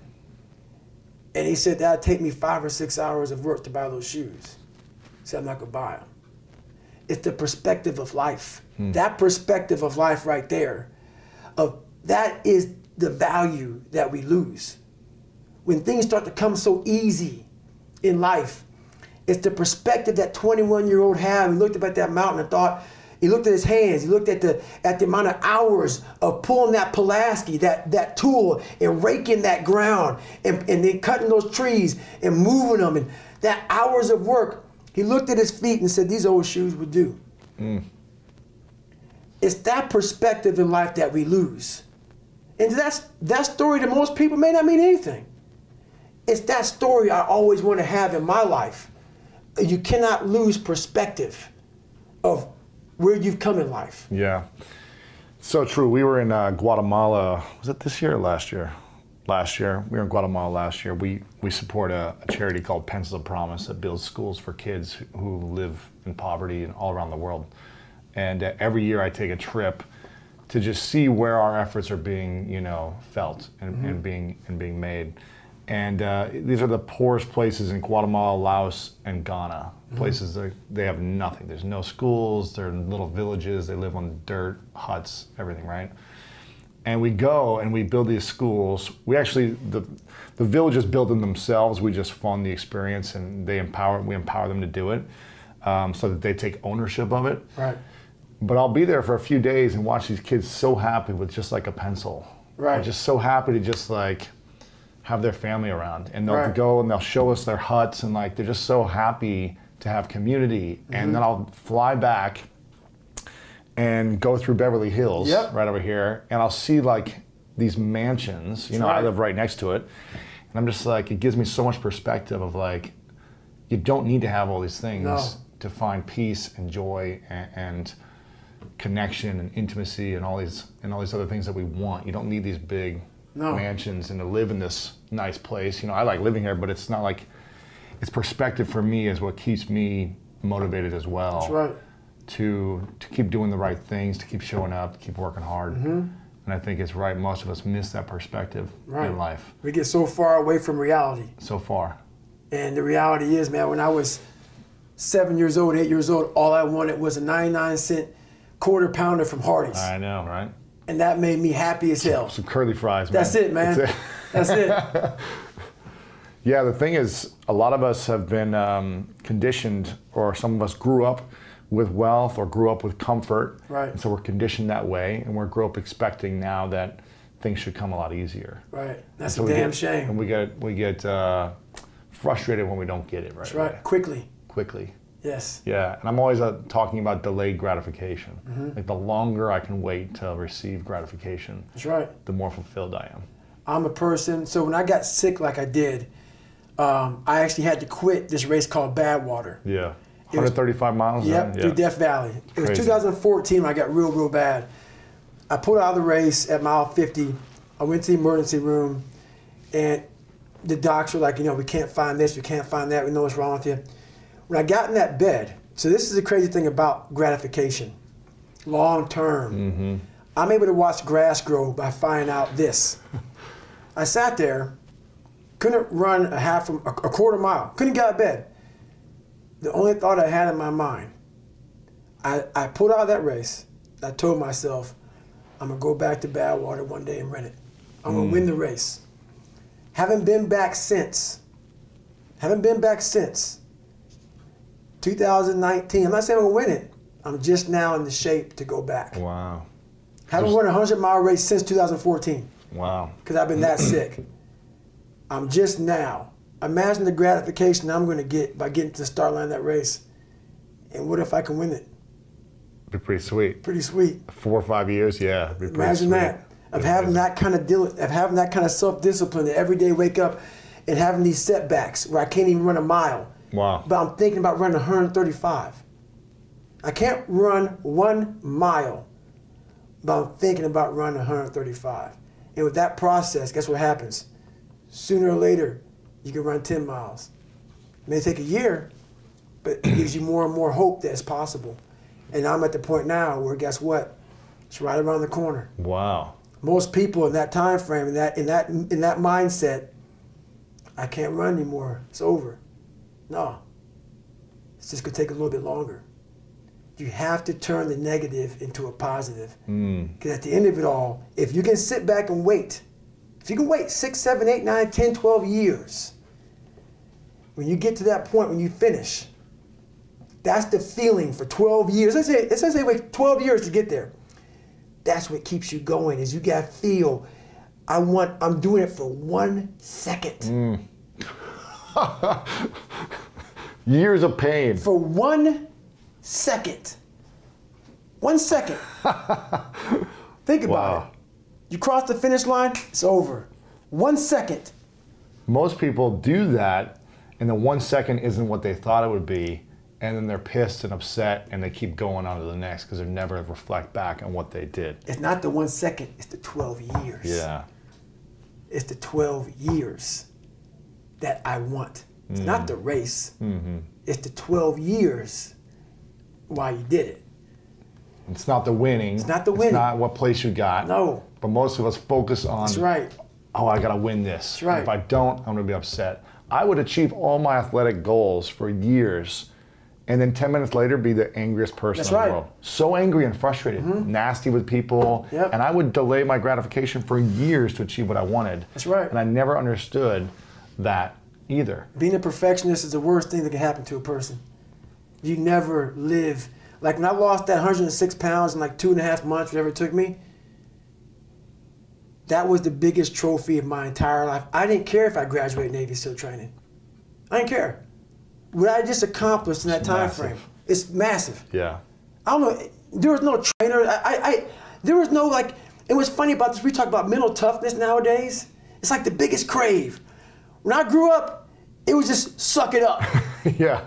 It was just make it happen. Yeah. You had to figure out. It was called figure it out, man. And all these nuggets that I gained along the way, that's what it was about. It wasn't about the trident. It wasn't about all those daggone medals. It wasn't about any of that. And that's why I hate even talking about being a SEAL, you know? I mention stories. People, why talk about it didn't define me. The journey getting there was harder than going through it. Yeah. You know? So that's the whole thing about life, man. It's that journey that makes you who you are. Yeah, and as opposed to focusing on did I win or not, Right. what did I gain from the last 12 years? Right. And Exactly. so when you finish now, what do you think about? How long do you reflect back on the effort it took to accomplish that race, or A long time. what's A days, long time. Weeks, years. You'll years. reflect on it. I reflect back now. There's times now where I will reflect back on my first 100-mile race. Still today. Still today. And it'll give me the same exact feeling. Because what I did in that first race, when I was undertrained, I did it on 4 days' notice. I hadn't run more than, I think, 20 miles the whole year. And I did it to raise money for this foundation. to try to get in the bad water. What I had to pull out of myself on that last, so that's where that book, Living with the SEAL, kind of originated. Jesse Itzler saw me at this race. He was racing too, right? Yeah, but he did it as a team. Right, you did it alone. I did it alone. Yeah. And that's what I talk with people about, man. I spent so much time, people always like, why do you run so much? You try to get in shape. No, the things I do in life, most of life, you're alone. You may have a whole support crew around you, but up here, you're alone. Most of the stuff I do, I'm training for those moments. Those moments when I was at mile 70 and I had 30 more miles to go and I crapped up my back and pee and blood down my leg. I had 30 miles to go. There's only so much someone cheering can do for you. Right. When you start to dive back in the cellar of your mind and you're pulling out all these tactics, all these mental tactics to get through this 30 miles when you're in the worst shape of your life and no one's coming to save you, and you get through that. I want to go back there. Like when I got done with that race, I laid in the tub and my ex-wife helped me get up the stairs. And I'm laying in this tub and Coca-Cola's coming out of me. Just looks like dirt. And she's a nurse and she's freaking out. And she puts the shower on me and I'm looking at her and all I want to do is call the race director up of Badwater saying I qualify for the race. And she's thinking we got to go to the hospital. So she's calling my mom, and my mom has a doctor friend of hers who's over, and they're freaking out. And I said, everybody, just shut up. Wow. Shut up. I'm in the worst pain in my entire life. And no one would ever understand this. No one. When you've gone that deep inside yourself, and all those feelings of pain that I had, I was in the worst pain of my life, ever. And some people think, man, you're just crazy. No, when you've done that, and you've figured out so much on your own, and all that pain and discomfort I had in that tub, laying there, passing out, everything, was confirmation of what I just figured out. I just figured out the code. I figured out a code that many people aren't looking for. And I wanted to be known. I want that feeling. This was confirmation. This was like a scientist's notes. Mm-hmm. The notes were here. The notes were all this feeling. It was a confirmation. And no one at that time could understand what I just done. I cracked the code to human potential in myself. And I was still like, oh my God, like this is unbelievable what I just did. So it's that quiet place. Wow. It's that place by yourself. It's those hours and years and decades by yourself in the grip of life. When life has you by the throat and choking you out and you're sitting there calm because you're trying to figure it out. You're not panicking. You're not quitting. You're not throwing in the towel. You're saying there's a way around this. And when you figure it out, when life has you gripped in a vice and you can figure that out, that's when you overcome. That's when you overcome. And that's why that one moment for me in that tub, I didn't want anyone to take away from me. Wow. This is crazy, man. I love this. Do you have any fears today? I do have a lot of fears today. But it's hard for me to call them fears anymore. Yeah. I don't use that word anymore. They're almost like it's another challenge. Yeah. Because anything that makes me feel that fear feeling is going to get overcome. You go do it. It's going to get conquered. That's almost like fear is my ultimate guide. Of where you're supposed to be of where going. I'm supposed to be going. Yeah. It's my ultimate guide. So what's the big challenge then for you then? The biggest challenge for me is always going, I want to be comfortable. You want to be comfortable. Yep. You want to sleep in a nice bed and relax. I'm a normal human being. You want to chill out. Mm-hmm. Yeah. I want, and the time is going to come. There's time for everybody to get civilized. The worst thing in life that happens to a man is they get civilized, or a woman, anybody. Yeah. Because you lose the hunger for life. Uh-huh. You think you've arrived, and once you have I've arrived mentality, that's my biggest fear. Is I get to the point where I'm at that point where life has come to me, and I have that feeling of I've arrived. I now know my life, for what I know it to be, is over. Even though that's where comfort is and everything else, I found the most life in the most uncomfortable places in the world. I was the most the Goggins that I invented, because David Goggins was weak. I never want to get rid of Goggins. The guy I created, that weak person that used to be, the guy I created that can handle anything. You don't want to let go of that guy because you realize that guy was made. You weren't born him. And that is, when you get comfortable, Goggins starts to die.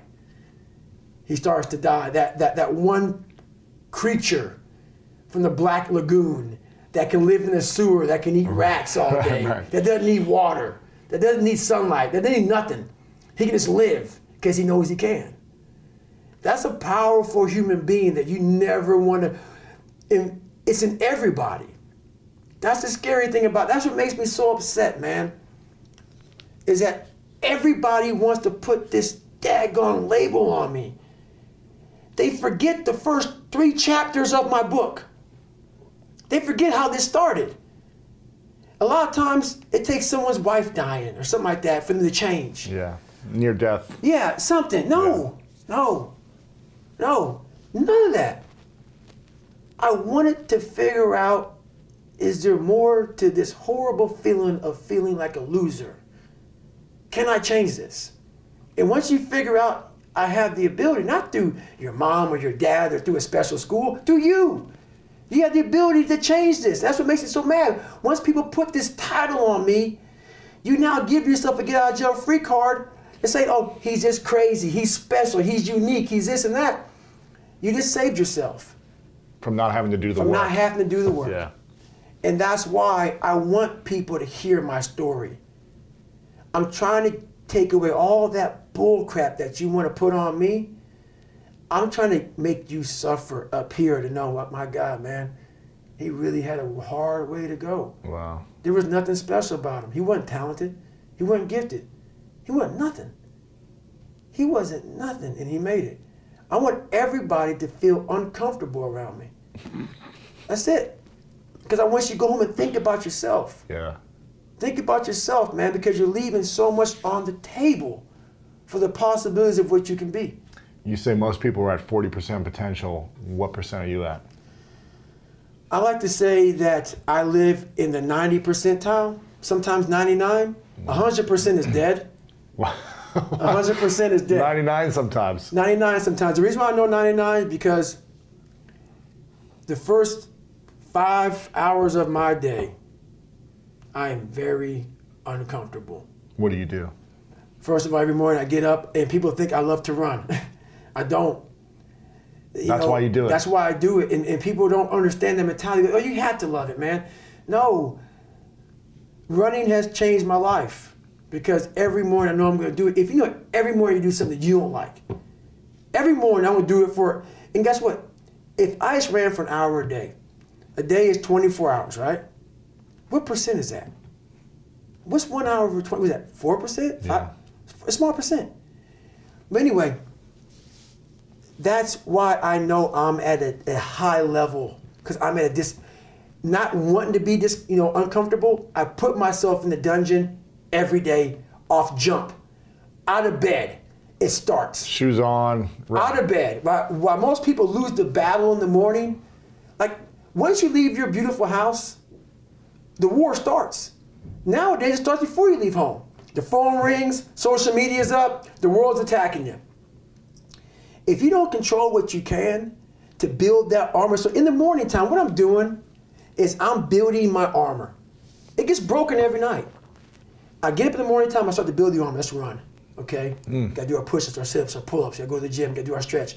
Every morning I'm building. You do 1 hour in the morning of training? Oh no, in the morning time I do at least an hour and a half, and then I go to the gym. Of running? So that's running. Hour and a half of running? Yes.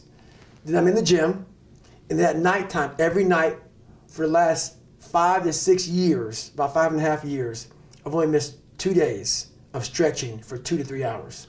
2 to 3 hours a night stretching. I've only missed 2 days in about 5.5 years. Wow. Stretching. Stretching. And the way we do it in Spec Ops is we control what we can control. So some people have referred to it kind of control your 3-foot world, right? But it doesn't have to extend. It's not a 3-foot thing. It's what in this moment can I control, and then take control of that, right? Because then you are grabbing onto certainty.